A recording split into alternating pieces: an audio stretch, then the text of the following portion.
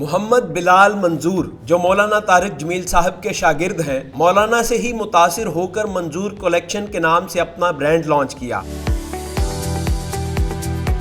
और फी सूट के पीछे 20 रुपए अल्लाह की राह में देते हैं। फैक्ट्री में अजान होते ही सब काम छोड़कर बाद जमात नमाज पढ़ाते हैं। उर्दू पॉइंट की वीडियोस देखने के लिए हमारा चैनल सब्सक्राइब कीजिए और बेल के आइकन पर क्लिक कीजिए ताकि आप हमारी तमाम आने वाली वीडियो से बाखबर रह सकें। अस्सलाम वालेकुम, उर्दू पॉइंट के साथ मैं हूं अब्दुल्ला खान। नाजरीन, इस वक्त मैं मौजूद हूं शहर लिया चौक आज़म मंजूर कलेक्शन में और मेरे साथ मौजूद हैं हाफ़िज़ मोहम्मद बिलाल मंजूर जो रिसेंटली दरस निज़ामी में ग्रेजुएट हुए हैं और मौलाना तारिक जमील साहब के शागिर्द हैं।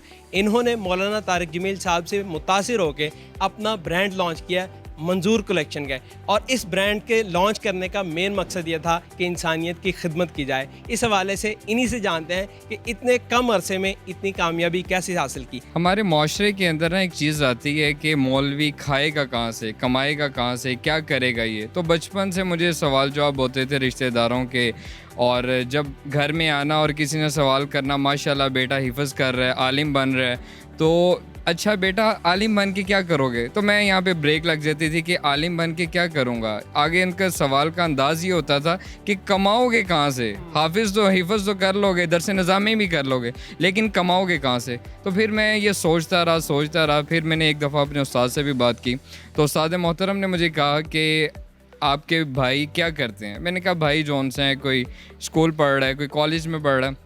उन्होंने कहा वो सारी ज़िंदगी जौन से हैं दुनिया दुनिया दुनिया पढ़ते रहे और आप सारी ज़िंदगी अल्लाह अल्लाह पढ़ते रहो, और आपको अल्लाह रब्बुल इज़्ज़त की ज़ात रिज़्क़ ना दे और उनको दे, ये नहीं हो सकता। तो मैं अल्लाह से फिर पूछता था, अल्लाह से सवाल करता था, या अल्लाह मैं हाफिज़ आलिम बनने के बाद क्या करूँगा। तो अल्लाह रब्बुल इज़्ज़त ने कहा तो बन तो सही, फिर मैं बताता हूँ तो क्या करेगा।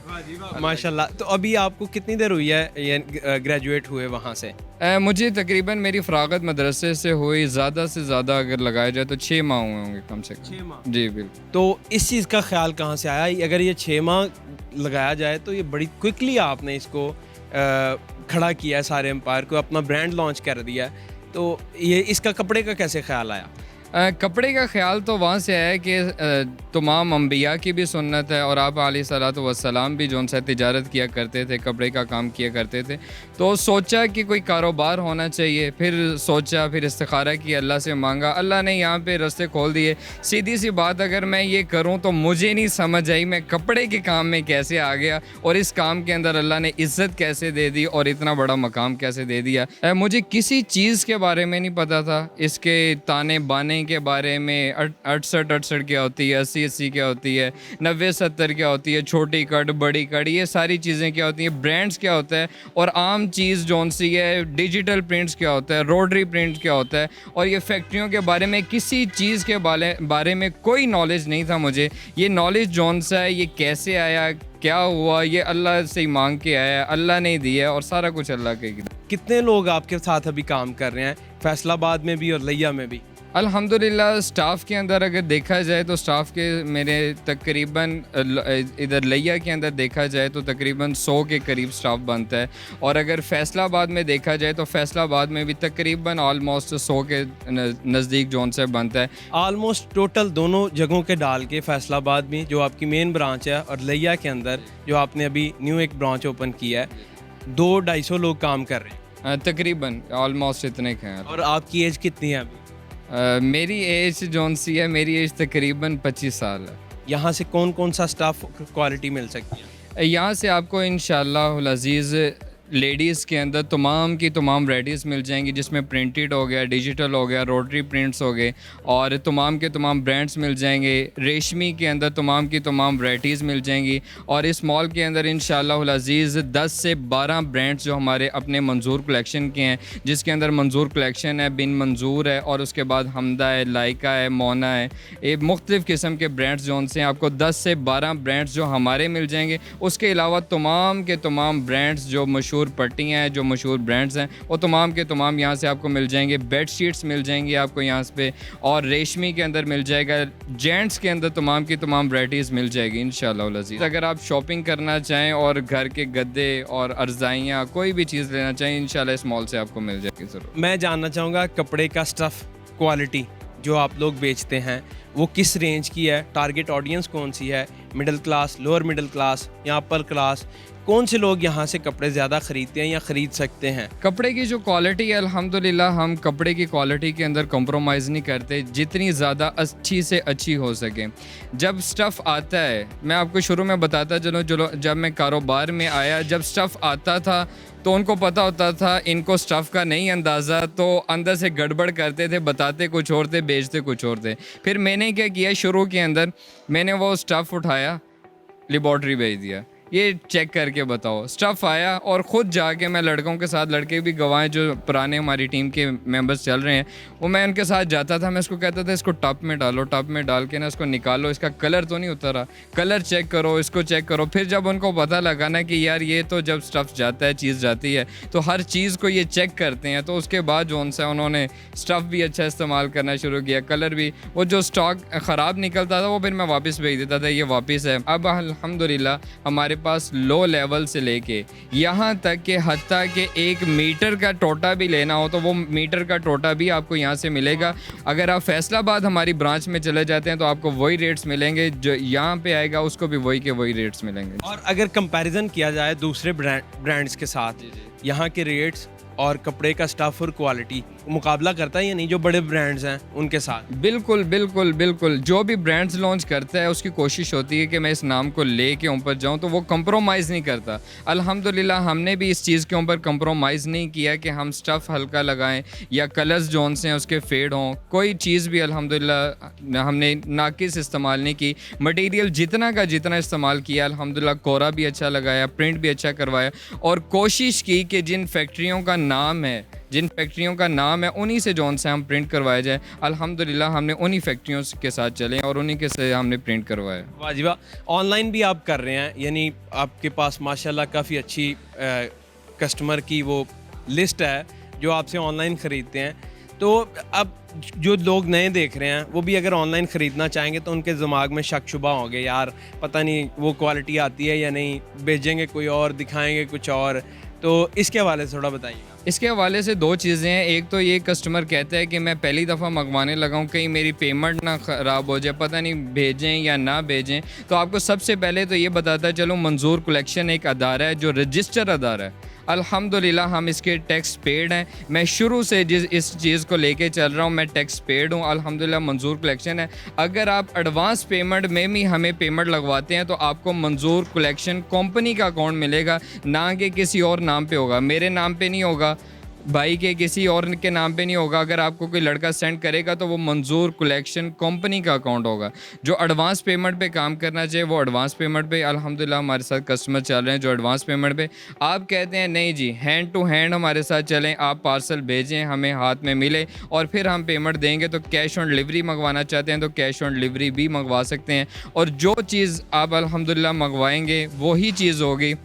इसके बाद बताता चलूँ, अगर आपके चीज़ पहुंचने के बाद वो नहीं निकलती तो जब मर्ज़ी आप आके यहाँ पे वापस करवा सकते हैं। हाँ, वही चीज़ निकली और पहुंचने के बाद तस्वीर भी वही थी, स्टफ़ भी वही था, चीज़ आपका जहन बना कि ये तब्दील करवा के फ़लानी चीज़ मंगवा ली जाए, तो वो हो सकता है इससे बेस्ट हो तो 7 दिन के अंदर सिर्फ 7 दिन के अंदर आप वापस स्टॉक भेज के रिटर्न भी करवा सकते हैं। आप 7 दिन के अंदर पेमेंट लेना चाहें पेमेंट भी ले सकते हैं। आप 7 दिन के अंदर रिप्लेस करवा के कोई और चीज़ लेना चाहें तो वो भी ले सकते हैं।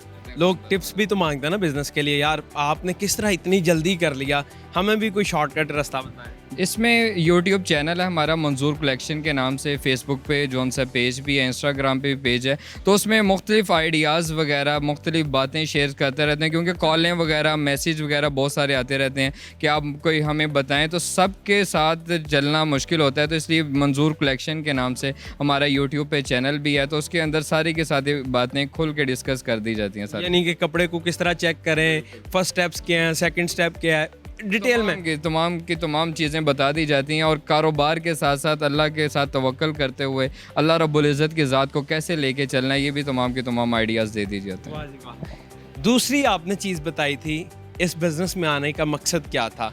आपने तारिक जमील साहब से भी जिक्र किया था, क्योंकि आप उनके शागिर्द हैं, मौलाना तारिक जमील साहब के। आपने उनसे भी जिक्र किया, मैंने कपड़े का ब्रांड लॉन्च किया है, उन्होंने क्या कहा। और दूसरी चीज़ कि आने का क्या मकसद बताया था उनको। अल्हम्दुलिल्लाह ये बिज़नेस बढ़ाने का दूसरा मकसद मेरा यही था कि रोज़गार जो पाकिस्तान के अंदर ख़त्म होता जा रहा है, कोई कहता है मेरे पास काम करने के लिए नहीं है, मैं कहाँ पे जॉब करूँ, तो उसके लिए हमने ये ज़रिया बनाया कि मैं कारोबार करूँगा। जो ज़रूरतमंद है मेल्स फ़ीमेल्स, वो रब्ता करके जो उनसे हमारे साथ कारोबार के अंदर चल सकते हैं, हमारे पास जॉब कर सकते हैं अल्हम्दुलिल्लाह। जॉब कर सकते हैं आपके साथ। और दूसरी चीज़ जो आपने डोनेशन का सिस्टम एक किया है, उसके बारे में थोड़ा सा बताइएगा कि किसी भी शहर में किसी भी कंडीशन में अगर कोई बंदा इनके साथ रब्ता करना चाहता है तो वो भी थोड़ा सा वो मैं बताइएगा। बता दूं उसमें कि उसमें ये है कि अगर आप कोई भी किसी भी सिटी से रब्ता करते हैं तो इंशाअल्लाहुल अज़ीज़ वो ये नहीं होगा कि आपने रब्ता किया और फौरी जोन से आपके अकाउंट्स में डोनेशन दे दिया गया, आपको जोन से पेमेंट सेंड कर देगी, ऐसा नहीं होगा। बाकायदा आप रब्ता करेंगे, मेरी टीम है अल्हम्दुलिल्लाह अल्लाह के फज़ल करम से वो विज़िट करेगी। विज़िट करने के बाद वो नोट पूरे तैयार करती हैं, नोट तैयार करके मेरे पास सामने आया जाता है कि वाकई ही ये ज़रूरतमंद है। अगर कोई बच्चा है या बच्ची है किसी बीमार हैं तो उनकी इंशाअल्लाह अल्लाह के फज़ल करम से उनके जोन से सपोर्ट भी की जाएगी, उसकी मेडिसिन का खर्चा, दूसरे अखराजात भी उठाए जाएंगे अल्हम्दुलिल्लाह, कंपनी वो उठाएगी। और जो दूसरे मदद वाले रिज़्क़ के मामलात हैं कि जी घर में फ़ाका है, फ़क्र फ़ाका है और सरपरस्ती करने वाला कोई नहीं है, अल्लाह के फज़ल करम से कंपनी उनका भी साथ देगी। मैं जब कारोबार में आया ना तो मौलाना एक दफ़ा क्लास में बैठे वो कह रहे थे कि अगर फैसलाबाद के ताजर ज़कात देना शुरू कर दें तो कोई भी माशरे के अंदर कोई भी जौन सा गरीब ना बचे, सारों के घर जौन से है ना चूल्हे जल जाएं। तो मैं ये सोचता था, तो जब मैं कारोबार के अंदर आया, बड़े लोगों के साथ उठना बैठना हुआ, फिर अंदाज़ा हुआ कि जितना ज़्यादा जेब में आता रहता है उतना ज़्यादा बंदा कंजूस होता रहता है। तो मैंने कोशिश की, मैंने कहा नहीं, अगर हम कारोबार कर रहे हैं तो दूसरों की सपोर्ट करनी चाहिए।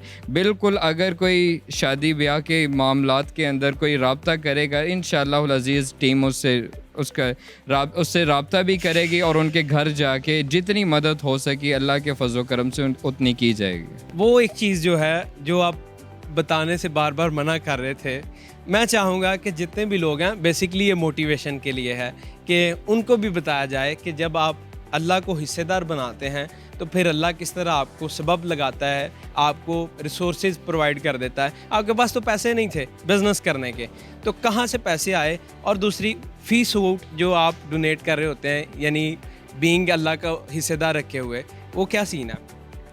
वो ये है कि ना तो मुझे किसी चीज़ का पता था, ना तो मुझे तजर्बा था। अक्सर आप किसी से पूछेंगे कारोबार क्यों किया जाए तो वो कहता है तजर्बा होना चाहिए, जिस चीज़ का तजर्बा है वो करो। ना तो मुझे तजर्बा था, ना ही आबाओ अजदाद ने कपड़े का काम कभी किया था, और ना ही मैं शेख फैमिली से बिलोंग रखता हूँ कि जो गुर्ती के अंदर ही जौन सा उनको कारोबार मिल जाए। मेरा राइम फैमिली से जौन सा ताल्लुक़ है, ना तो तजर्बा था, ना ही बड़े से किसी से मिला और ना ही कोई करता था। मैंने कारोबार के अंदर अल्लाह रब्बुल इज़्ज़त को हिस्सेदार बनाया। फ़ी सूट जौन सा है, डोनेशन जो भी तौफीक हो सकती है वो इंशाल्लाह निकाला जाता है, निकाल के जो गरीब लोग हैं उनकी मदद की जाती है। और जो फैमिली जौन सी हैं जो शादी ब्याह के मौका के ऊपर जो रह जाती हैं इस वजह से कि अखराजात नहीं है, ख़र्चा नहीं कर सकते, जो आने वाली बारात है उसका खाना नहीं दिया जा सकता, तो वो सारे के सारे पैसा जौन सा उन जगह के अंदर इस्तेमाल हो जाता है। एक चीज़ आपने काम में ये किया था, क्योंकि आप मस्जिदों की भी देखभाल कर रहे हैं जिसमें उनकी कफ़ालत कर रहे हैं, बिल आता है, वहाँ का अखराजात होते हैं छोटे मोटे, तो आपने मस्जिद के अंदर से जितने भी गल्ले थे वो निकलवा दिए थे। इसके पीछे क्या रीज़न थी। मेरे जहन में बात आई कि हमारे घर के अंदर गल्ला नहीं पड़ा होता, मेरे घर में गल्ला नहीं है, मेरा घर चल रहा है, कौन चला रहा है, अल्लाह की ज़ात चला रही है। मस्जिद अल्लाह का घर है लेकिन हमने उसमें क्या किया, उसमें गले रख दिए। तो मेरा एक कोशिश ये थी कि हम जो घरों के अंदर हमने गले नहीं रखे, अल्लाह तवक्कल चल रहे हैं, अल्लाह देगा, तो मस्जिदों के अंदर से भी गले ख़त्म कर दिए जाएँ। मस्जिदों के निज़ाम भी अल्लाह चलाने वाला है। जो मेरे घर का निज़ाम चला रहा है वो अपने घर का निज़ाम नहीं चला सकता, बाखूबी चलाने पे कादिर है। जो देना चाहे वो खुफिया तौर पे दे दे, वो आके मदद कर दे, कोई भी कुछ भी देना चाहे वो करे, लेकिन मस्जिदों के अंदर गले बिल्कुल भी नहीं होने चाहिए। और आप हर शहर में ये ब्रांच ओपन करना चाहते हैं अभी मंजूर कलेक्शन की, तो लिया के अंदर जो है इसका भी एड्रेस बताइएगा। फैसलाबाद में जो आपके पास आना चाहते हैं उसका भी एड्रेस बता दीजिएगा, जो आपको देख रहे हैं, और आगे फर्दर फिर किन किन शहरों का पहले प्रायोरिटी है कि उस शहर में जाना है। सबसे पहले तो मैं फैसलाबाद का एड्रेस बताता चलूँ। फैक्ट्री एरिया, टाटा बाज़ार भी कहते हैं, लाल मिल चौक भी कहते हैं, वहाँ पे सरफराज कंडे के बिल्कुल सामने मंजूर कलेक्शन है और दुकान नंबर 1086 1083 है।